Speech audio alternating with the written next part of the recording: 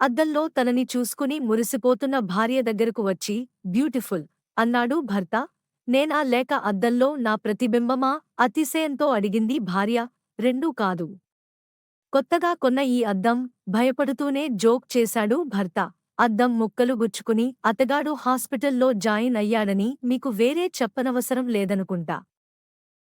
Patient: డాక్టర్గారు, ఇంట్లో అందరూ నీళ్లు ఎక్కువ త్రాగమంటున్నారు, నీళ్లు త్రాగాలని పించటము లేదు. డాక్టర్: నీళ్లు తాగితే మీకు అన్ని విధాలా మంచిది. నీళ్లు తాగితే చర్మము డ్రై అవ్వదు. పేషెంట్: నీళ్లు త్రాగకపోతే ఏమిటి నష్టము అని చాదస్తముగా అడుగుతాడు.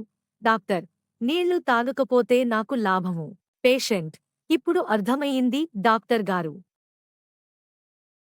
నాలో ఒక లోపం గురించి మా ఆవిడ ఎప్పుడూ సనుగుతూనే ఉంటుంది చెప్పాడు దినకర్.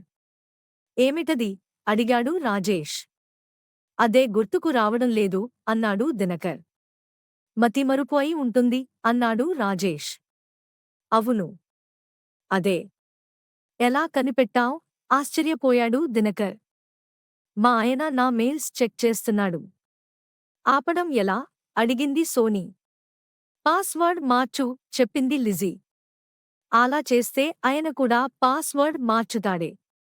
అప్పుడు నేను కూడా ఆయన మెయిల్స్ చెక్ చేయలేనుగా బాధపడుతూ చెప్పింది